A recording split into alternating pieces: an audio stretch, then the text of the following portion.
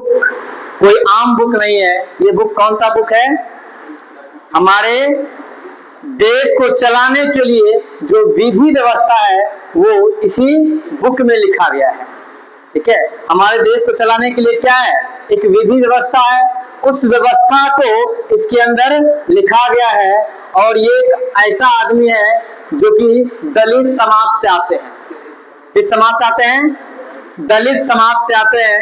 लेकिन जिस समय इनको पढ़ने का अधिकार नहीं था, लोग इनको पढ़ने के लिए नहीं देता था, जो ऊंचे जात के लोग होते थे जिसको ब्राह्मण, राजपूत, भूमियार एक्सेट्रा कहते हो, वो लोग इसको पढ़ने के लिए नहीं देते थे। ठीक है, जब ये पहली बार क्लास में गए थे तो इनको जो है एक कोने में बैठा दिया गया था, तो वहां जाकर के बैठो। ठीक है, तभी ये दिमाग में ठान लिया था कि जो मेरे साथ हो रहा है, जो मेरे साथ हो रहा है, आज के बाद मतलब जब हम वैसी स्थिति में पहुंच जाएं तो जो मेरे साथ हुआ वो किसी दलित समाज के साथ नहीं होगा। ठीक है, और ये सोच के साथ वो पढ़ना शुरू किया और इतना पढ़ा, आज इन्हें बाबा साहब के नाम से जाना जाता है। और इन्होंने वो अधिकार दिया दलितों को, वो अधिकार दिया वंचितों को, वो अधिकार दिलवाया महिला को, जो कि एक महिला को, एक वंचित को सशक्त बनाता है।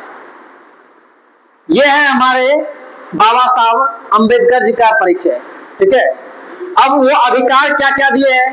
तो जो हमारे संविधान में है वो एक मौलिक अधिकार है जो कि भाग 3 में है। हम लोग भाग 2 तक पढ़ चुके थे। भाग 1 में क्या था? राज्य एवं संघ, जिसमें अनुच्छेद 1 बताया गया था कि India that is Bharat shall be a union of state. ठीक है, मतलब क्या हुआ? भारत राज्यों का संघ होगा। ये अनुच्छेद 1 में बोला गया है। उसी तरह से भाग 2 में हम बात किए थे 11 से 5 से 11 क्या था? नागरिकता के बारे में। क्या था? नागरिकता के बारे में। कितने तरीका से नागरिकता मिलता है बता दो तुम लोग एक बार। 5 तरीका से नागरिकता मिलता है। और कितने तरीका से नागरिकता को छीना जा सकता है? 3 तरीका से। ठीक है, हम लोग नागरिकता के बारे में पढ़ चुके हैं। और किसके बारे में? भाग 1 भाग 2 पढ़ चुके हैं। आज हम लोग पढ़ेंगे भाग 3। अब भाग 3 में क्या है उसको समझते हैं। भाग 3 जो है वो है फंडामेंटल राइट्स। क्या है? फंडामेंटल राइट्स मतलब मौलिक अधिकार। ठीक है, तो क्या है? मौलिक अधिकार। तो मौलिक अधिकार होता क्या है उसके बारे में हम लोग इस चैप्टर में, इसमें हमारे कॉन्स्टिट्यूशन में जो दिया हुआ है उसके मौलिक अधिकार के बारे में पढ़ेंगे। मौलिक अधिकार से तुम लोग क्या समझते हो? वैसा अधिकार जो एक सामान्य जीवन जीने के लिए मिले। ठीक है, वैसा अधिकार जो एक सामान्य जीवन जीने के लिए मिले हमको। ठीक है, जैसे मान लो कि अगर जीना है हमको तो पढ़ना जरूरी है, पढ़ोगे तब तो कुछ कमाओगे। तो शिक्षा का अधिकार, इसको क्या बोला गया? मौलिक अधिकार। तो मौलिक अधिकार जो मेनली था वो 7 तरीका का था। कितना? 7 तरीका का मौलिक अधिकार हम लोग को मिला था। लेकिन 1978 में, कब? 1978 में 44वें संशोधन के दौरान संपत्ति के अधिकार को मौलिक अधिकार से हटा दिया। क्या किया गया? संपत्ति के अधिकार को मौलिक अधिकार से हटा दिया। तो मौलिक अधिकार कितना बच गया? 6 मौलिक अधिकार अभी परमानेंट में है। तो हम लोग भाग 3 में कहां से कहां तक पढ़ेंगे? 12 से 35। क्या है? अनुच्छेद 12 से 35 जो कि बात करता है मौलिक अधिकार के बारे में, उसी के बारे में हम लोग डिस्कशन करेंगे। चलिए देखते हैं मौलिक अधिकार। सबसे पहले आते हैं हम लोग इस पेज पे, जिसमें भाग 3 अनुच्छेद 12 से 35 भारत में नागरिकों के दिए गए मौलिक अधिकार, जिसको हम लोग क्या कहते हैं? Fundamental rights. क्या कहते हैं? Fundamental rights. किसी भी लोगों को जीने के लिए, जैसे तुम घर में रहते हो तो घर में भी तुम्हारा कुछ राइट्स है, कुछ सम्मान है तुम्हारा, है कि नहीं? कुछ तुम्हारा अधिकार है कि नहीं? तुम लोग का घर में कुछ अधिकार है ना, बेटी लोग का नहीं अधिकार होता है। ये गलत बात है कि बेटी लोग का अधिकार नहीं होता है। बेटी लोग का भी अधिकार उतना ही होता है जितना बेटा का अधिकार होता है, ठीक है। तो वो सारे अधिकार के बारे में हम लोग धीरे धीरे जान जाएंगे, बस तुम लोग लड़ना मत, उसमें मेरा ही घाटा है, ठीक है।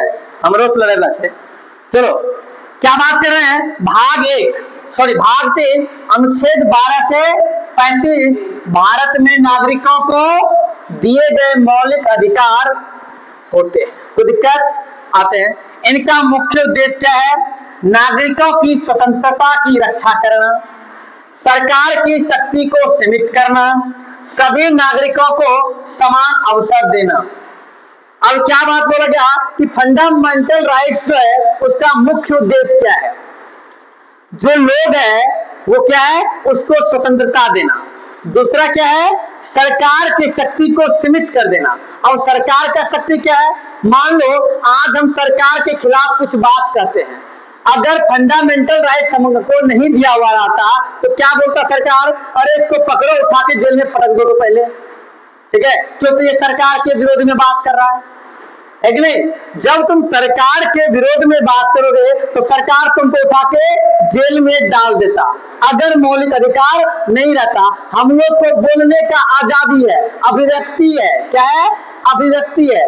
जब हम लोग को बोलने का अभिव्यक्ति है तो ये संविधान दिया है, ये बाबा साहब का देन है कि हमको ये आजादी मिला कि हम कुछ 2 शब्द बोल सकते हैं, और वो बात जो है वो सरकार के विरोध भी हो सकता है। लेकिन यहां पे लिमिटेशन लगा दिया कि क्या नहीं बोल सकते हो। अरे बोल तो हम सकते हैं लेकिन क्या नहीं। देखो बोलने का ऐसा थोड़े है कि हम किसी को गाली देते फिरेंगे, तो बोल सकते हैं लेकिन उसका क्या है, एक लिमिटेशन लगा दिया कि तुम क्या नहीं कर सकते हो। सबसे पहला चीज जो नहीं कर सकते हो, देश के विरोध में बात नहीं कर सकते हो, देश के विरोध में बात नहीं कर सकते हो।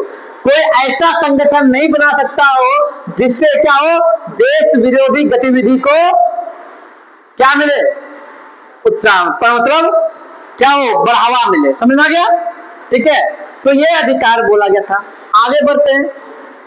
तो सरकार के सीमित शक्ति को सीमित कैसे किया गया, बताओ तुम लोग, कि सरकार की शक्ति को इस तरह से सीमित किया गया कि मान लो अगर हमको आजादी नहीं रहता घूमने का, जो कि आर्टिकल 19 में हम लोग को आजादी है, कहीं भी घूम सकते हैं, तो क्या बोलता, कर्नाटक का सरकार बोलता कि नहीं, बिहार के हो, बिहार के लोगों को नहीं आने देंगे। वैसे भी अभी देख लो कि जगह जगह पे होता है कि महाराष्ट्र में रहता है तो मराठी बोलना पड़ेगा तुमको, तब महाराष्ट्र में रहने देंगे, ठीक है।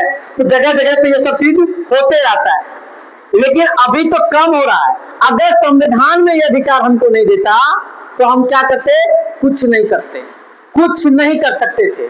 इसलिए तो जो बाबा साहब अम्बेडकर थे वो बड़ी दूरदर्शी सोच के थे। अच्छा, ये मौलिक अधिकार आया कहां से है, मौलिक अधिकार कहां से आया है, मौलिक अधिकार आया हुआ है अमेरिका से। कहां से, अमेरिका से।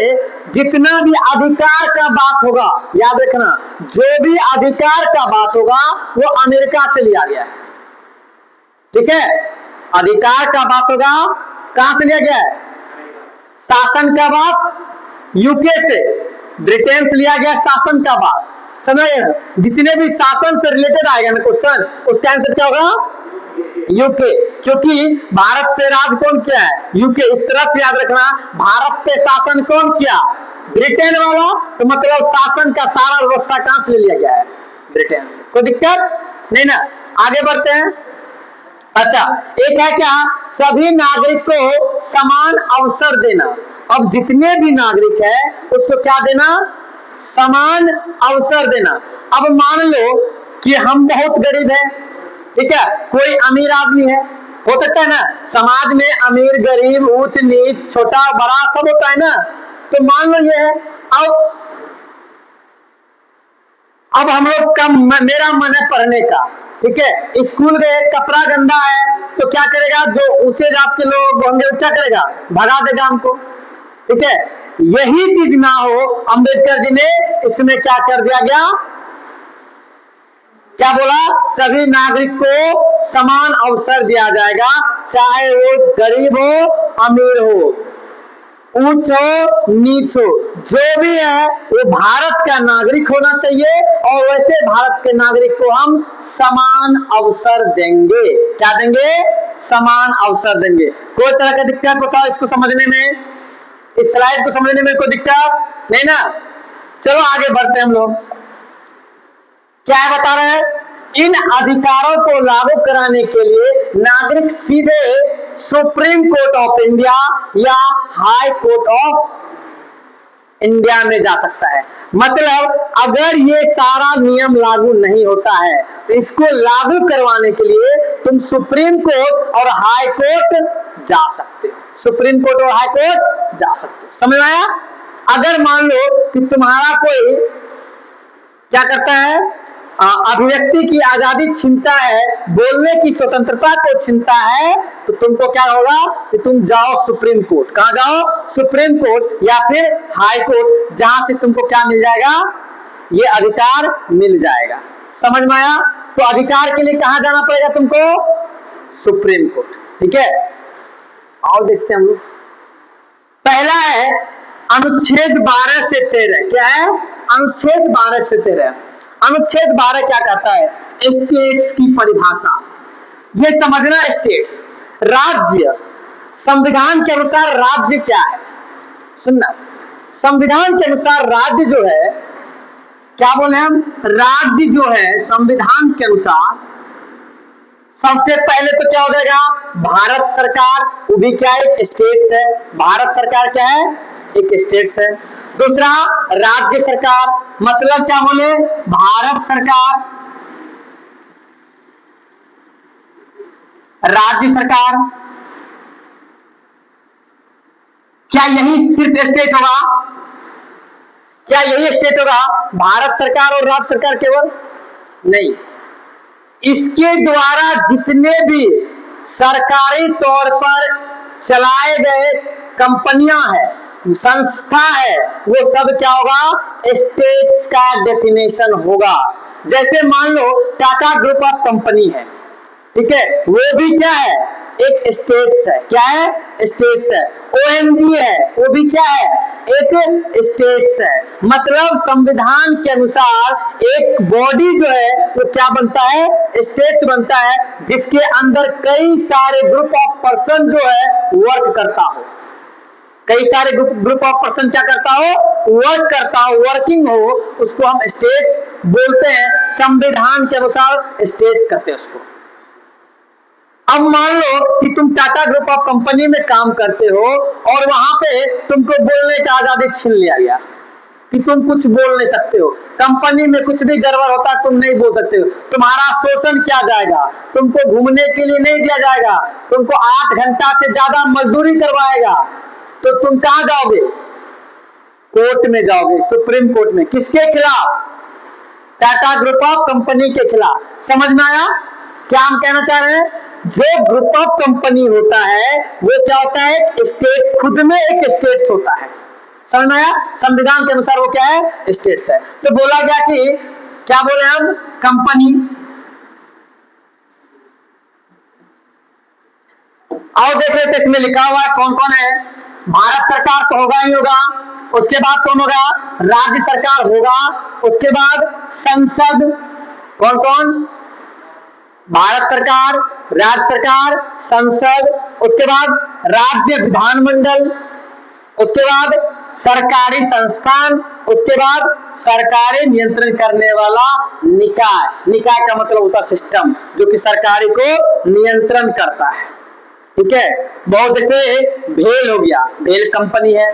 ठीक है, तो जैसे सहारा इंडिया हो गया, ये सब क्या है? सरकार के द्वारा कंट्रोल किया जाता था। तो क्या करेगा? वो एक स्टेट्स है। क्या है? स्टेट्स है। समझ में आ गया? स्टेट का परिभाषा समझ में आ गया? तो अनुच्छेद 12 क्या बताता है? स्टेट्स का डेफिनेशन मतलब परिभाषा। इतना बात समझ में आया? कोई दिक्कत? आगे बढ़ते हैं हम लोग। इसका मतलब है यदि इन संस्थाओं द्वारा किसी नागरिक के मौलिक अधिकार का उल्लंघन होता है तो नागरिक अदालत जा सकता है। हम अभी तुरंत बोले हैं, अगर इस संस्था में नागरिक के खिलाफ, मौलिक अधिकार के खिलाफ कोई भी गतिविधि होता है तो उसको लेकर के कहां जा सकते हो तुम? कहां जा सकते हो?